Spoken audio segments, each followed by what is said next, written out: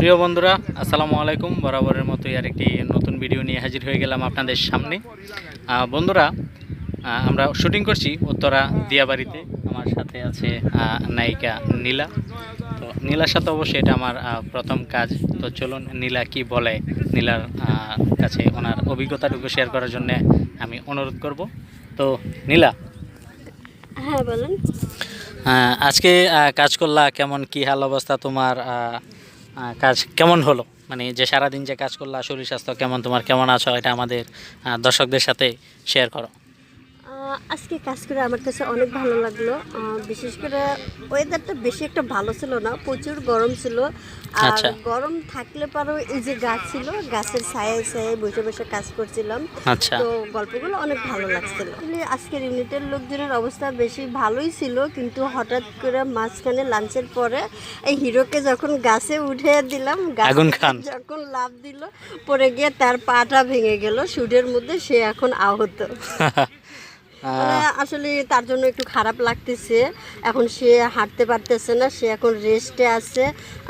আশা করি সে খুব তাড়াতাড়ি সুস্থ হয়ে যাবে, আবার আমাদের মাঝে ফিরে আসবে। নেক্সটে আবার আমি তাদের সাথে কাজ করব।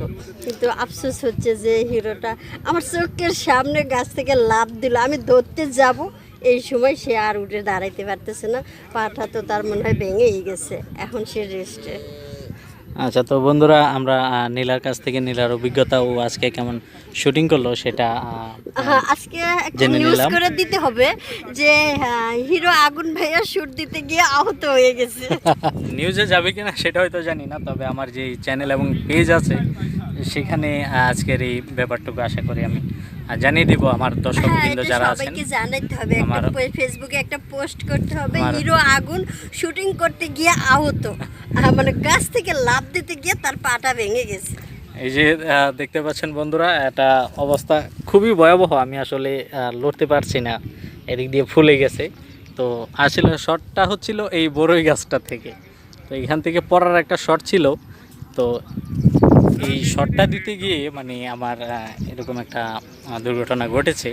যাই হোক, তেমন বড় ধরনের কোনো ক্ষয়ক্ষতি হয়নি, তবে আমি একটু হাঁটতে খুবই কষ্ট হচ্ছে। এখন বড় ধরনের হয় নাই, কিন্তু এখন ডক্টর দেখানোর পর বোঝা যাবে যে কি অবস্থা। এখনও ডক্টর দেখানো হয় না, কারণ এখান থেকে একটু দূরে আছে, আমরা একটু স্পটের ভিতরে। তো একটু পরেই যাব। আর আমার দর্শক বন্ধুরা যারা আছেন এবং নীলার দর্শক বন্ধুরা যারা আছেন, যেন আমাদের হিরো ভাই খুব তাড়াতাড়ি সুস্থ হয়ে আবার আমাদের মাঝে চলে আসে। সবাই দোয়া করবেন। আর অবশ্যই আপনাদের দোয়া আল্লাহ কবুল করে থাকবেন, আমি আশা করি। সবাই দোয়া করবেন যেন আগুন খান আবারও খুব শীঘ্রই আপনাদের সামনে ফিরে আসে। ভালো থাকবেন সবাই, বাই, আল্লাহ হাফেজ।